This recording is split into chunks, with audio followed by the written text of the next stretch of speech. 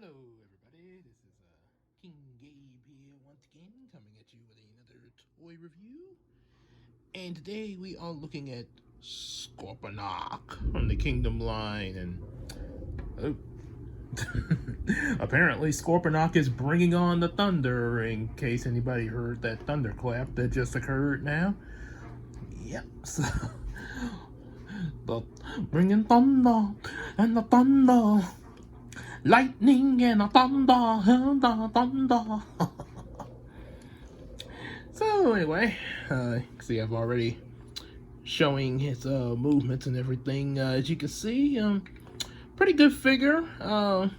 Especially especially in this position of his beast mode and everything. Not as pointed out by Christina, another no. Hardly any kibble. You could, matter of fact, even now if you look closely, yeah, you do. Now obviously you will see kibble undercarriage, sort of like with Black Arachnia. It's a little bit. He sort of has a similar way of compacting his robot mode parts, similar to Black Arachnia, but a little bit better. A lot of that's due to his form and everything. Like I said, it wasn't really nothing on. It wasn't really black. It wasn't really nothing. No ish. Nothing of Black Arachnia's fault, but it's just trying to replicate how she did in the shows, similar to what they're doing with Scorponok here. So you can see he has his robot legs visible under here, sort of in a very interesting position. One's under the tail and the other's under here. The robot mode chest opened up to place the leg in there. You can see a bit of his robot head sort of looking down at the situation. And as you know, his claws, they also become his arms. He pretty much uses these in robot mode, so yeah, they pretty much are what you see. They open and close really well. Yep. Oh yeah, you can almost make a puppet out of his claws. Yes. Funny I should mention Megatron, since in the Beast Wars show, Scorponok was a big suck up to Megatron. Megatron is our leader. He rewards loyalty and punishes those who oppose as well. Yep. So then you got. So let's take a look at some other. So you take another closer look at him. See his eyes and everything. It's a little different now.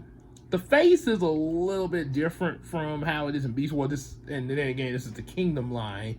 But yes, I think that's the major difference between this one and the Beast Wars Scorponok. I think he had sort of yellow eyes. I think it was. I know it was but I know it would look a little different from this. And he got a pretty good tail. That's pretty much the best movement. You can kind of see it even from here a little bit. That's pretty, like I mentioned with the kibble. That's just like undercarriage. That's pretty much the most of the glaring issue. But he can move this part of his tail really well, as well as the stinger. Yeah, as you can see, yeah, you can bend it there. You could get a little bit of movement out, just a little bit, but it would require you kind of moving the leg that's attached in there. His legs, now they move really well. Yeah, you can put them in any position you want there. I would say he stands up on the legs pretty well, but most of his standing is actually due to the undercarriage that stays hiding underneath. But it does allow him to do some good spinning action, though. Yeah. Oh, yeah. Yeah, he can definitely, I guess you could say, a scorpion breakdance. I don't even have to put him on a turntable or anything. He just spins on his own. That's actually a pretty neat feature. I don't think that's one that the creators intended, but hey, I made it happen. And as you can see, also one more thing to show before we transform him. His claws, they you see they have little ports in them. And also if you notice, the lighting's a little different from when I've done my previous toy reviews. Well, you probably noticed I'm in a different position. Because normally I would be up here. I would be up here laying down like Scorponok and reaching my hands over to the toy. But today I am sitting in a chair. Pretty much. This is usually the position I'm in most of the time when I do stuff on my computer, like for my videos and for my reaction videos, stuff like that for Brownie, or editing or either editing for my comic books. Laptop usually be on this table and I'm sitting at it. Yeah, usually like that. And also same spot that I do some of my reaction shootings, film shooting. Make that clear. Film shooting, where you would usually see Brownie sitting on the other side. He either in the position that we're in right now or facing the other way, and of course watching the TV there. Yeah. So yeah, which you've probably seen the TV and that in the shots of the other video as well. So pretty much everything happens in here. All right, so let's get to transforming him. Scorponok Toy! Ah! So transformation is not too hard. Not too hard. Just a didn't really take. I did kind of cheat with the instructions just a little bit, but but that's kind of part of the reason why it's not too hard now. And basically it was just for one part, because these a lot of these, as I've mentioned in a previous review, come packaged in robot mode. So yeah, which is one reason I really prefer them to come packaged in beast mode. But the manufacturers are probably not going to listen to that, and they'll just do whatever they want.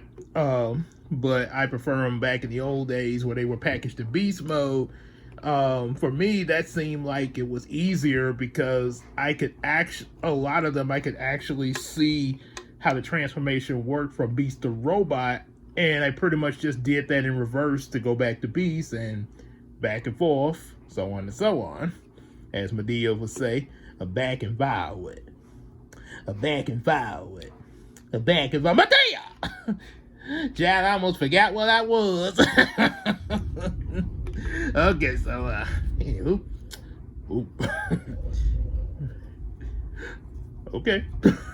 Apparently, thundering Medea. Okay, so anyway, what you want to do is, you see, like, right here, if you can make that out, there's a little piece sticking out of his tail there. That's part of his foot. You want to take that out. And you want to bring his legs out like so. And get them straightened up. There. There. At a moment there. A little humor. As Jeffrey say. Humor, so. So, you want to bring that like so.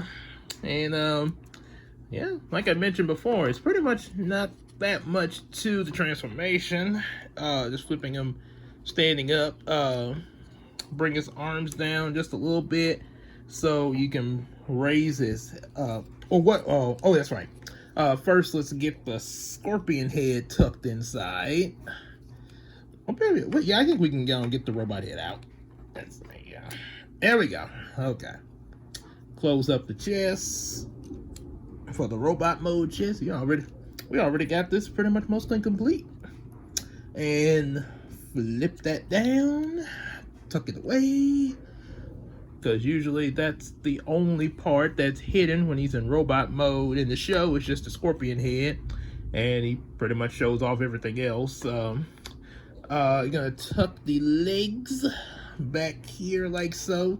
I think they do. I've actually looked not at once I've seen and yeah, they do come off, but they come back on. I have seen.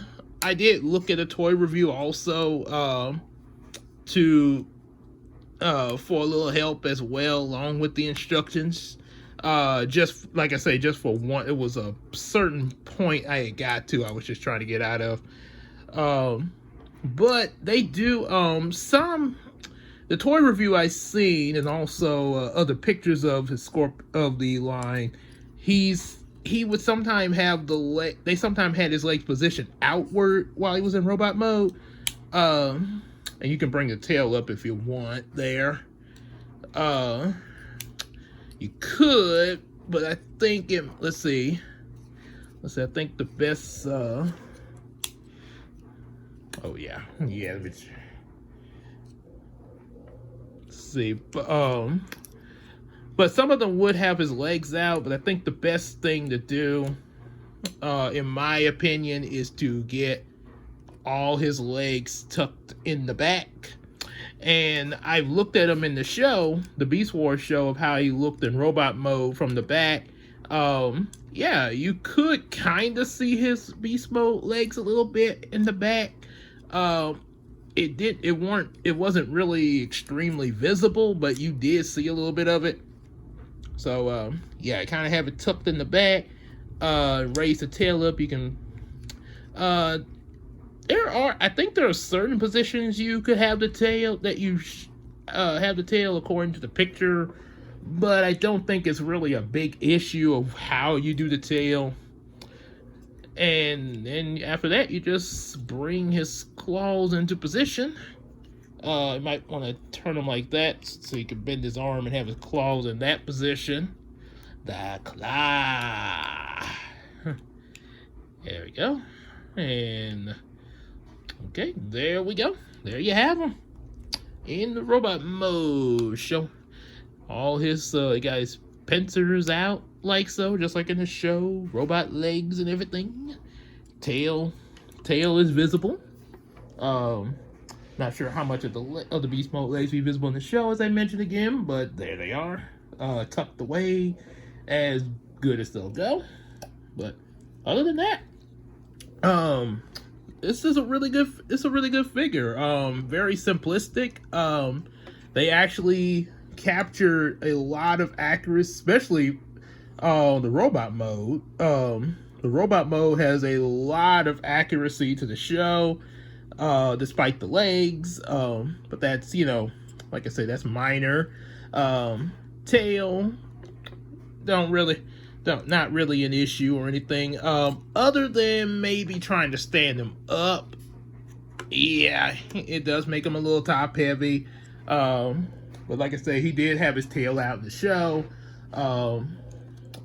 Let's see, Mike could fix that probably. Because I didn't think about this when I first got to figure it out. I was transforming it, but I'm thinking of it now. You put the tail down there, and that can kind of help you with stability. I know usually it's always up, but if you trying to, unless you got them up against something, yeah, that's probably the best suggestion for trying to stand him up. Oh, and I think, I forgot something here. Hang on. Oh dear, I forgot to secure. Okay, this is supposed to be tucked. Oh yeah. Oh, well, then it came back out. Okay, this is supposed to be tucked in like that. Yeah, I gotta be careful. I don't want to pop the legs off. I know they can come back on, but I'm trying to keep them on. Okay. Okay. Unless, let me see something here. I thought I had it all right. And I know somebody's probably going to correct me on grammar. Okay. I think we got it. Okay. Okay, so got the torso aligned the way it's supposed to go. How this helps with stability? Okay, actually that was the key to his, well, somewhat. Yeah, he's still kind of going to be top heavy. Just all in how you position him. But yeah, he seemed like he's holding up pretty well. Yeah, it's like so now you can have his tail up if you want there. Yeah, and especially yeah, kind of position the feet. Yeah, that really okay, so that kind of helps as well. You can still put the tail down there for extra stability if you just want to be on the safe side, if you're, just want to be cautious, or, however you feel like you want to do it. It's up to you. But with that little adjustment I just made there with the torso that was supposed to have been done, I forgot about it. Yeah, that really did help with the stability. So let's see, articulation wise in robot mode, he can kick his legs out pretty well. He can't turn the legs he can't do that because it's locked into the chest. But that's okay. Be kind of careful how you grip him in the back, because you don't want to pop his legs off, his beast mode legs off. He can bend at the knee. At the knee word. Take a knee. Same with the other leg. He can do a kick. And he can also move his arms all the way around, which is pretty good there. He can turn his head, rotate the head there, full 360. Well, almost. I think almost. Yeah, it's a little joint back there that's sort of keeping it from going all the way around, but that's okay. He can turn side to side, so that's the important part. Just like, real life. As long as we can turn side to side. So, yep, and then he got a lot of, and as you saw, that he got a lot more movement with his tail is actually free for more up and down movement, because he doesn't have the leg locked in there. Yep, and do the stinger thing. And there was sometimes in the show where he shot a laser from that stinger. Yeah. Sort of like Power Ranger logic when they just went crazy with lasers, like and also, just like in the show, he has his weapons that he can place in his claws when he's in robot mode. One thing I will suggest about these attachments I'm about to put in here, if you don't want to lose them, you might want to keep them in there. Just keep them in there at all times if you don't want to lose them. But if you want to detach them, like when he's in beast mode, just make sure you have them somewhere secure where they won't get lost. He's got his missiles, as we would fire in the show. He put it in like that. As you can see, you can actually put these in both of these in either claw. I think, yeah, it's better like that, because see, then he can close the claw over it and open it up when he needs to. So yeah, there's that. For the other claw, he has a Cyber Bee. A little hard to see there in detail because of how small it is there. Yeah. The Cyber Bee was something he actually has used a few times. There were different kinds of Cyber Bees he had. There was one where he used in an episode called The Trigger, when they were investigating this flying island that Tigatron had landed in. Yeah, if he's part one where Tigatron was attacked by a Pterosaur Waspinator, and he landed in the cloud, and with them firing their weapons at each other, this big giant laser just blasted the heck out of Pterosaur Waspinator. Yeah, they were looking like, as Air Rangers say, they were looking like scrap. So, and it was real funny when Megatron said, Tigatron did this to you? No, not Tigatron! So once he got word of the island, he sent Scorponok and Black Arachnia to investigate the island to see of its existence and see how it could be useful for the Predacons. And he used the Cyber Bee to fly around the island and get a bird's eye view, which he fed back to the Preds. However, Tigatron intercepted the bee as well and used it to alert the Maximals, knowing that the Preds would be after it there. So there was that. He also had another Cyber Bee that he used on Optimus that I remember, which attached to Optimus Primal's chest in robot mode. It was supposed to make him a coward, but for some reason it made Optimus Primal aggressive and pretty much like he wanted to slag anybody that came across him there. So yeah, that was that there. So yep, that's what he and of course we also know that Scorponok is a big suck up to Megatron. Yeah, Megatron is our leader. That's stated before. One little thing I'll do before I end the video, a little size comparison here. It's kind of accurate, kind of show accurate of the size comparison between him and Black Arachnia. Yeah, because he was short. Oh my goodness. Yeah, but he didn't. But despite his size, he was packing some pretty powerful missiles there. He could pretty much take on somebody if he had to, especially to protect Megatron there, being second in command. As he said to Pterosaur once, "What does he mean, you lead? I'm second in command." Well, command. And then Waspinator was like, well what?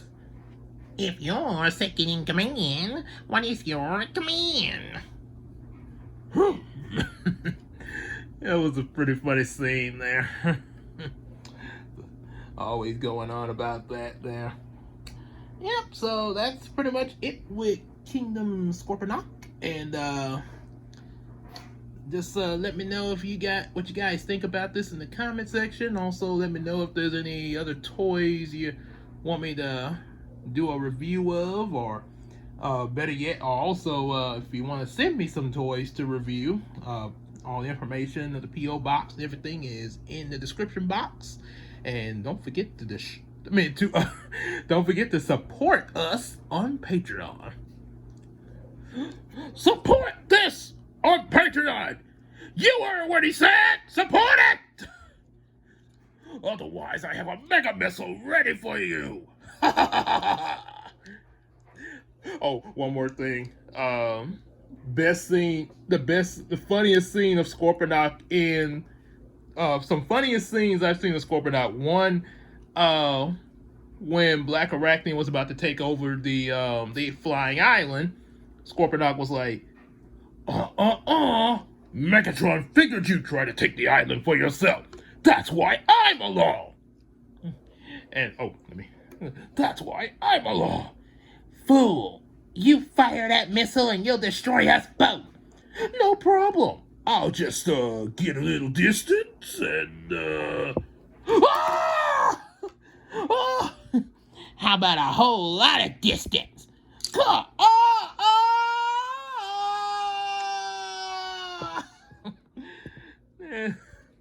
Almost made me think of the bottomless ball pit from Fairly Odd Parents with Crocker falling.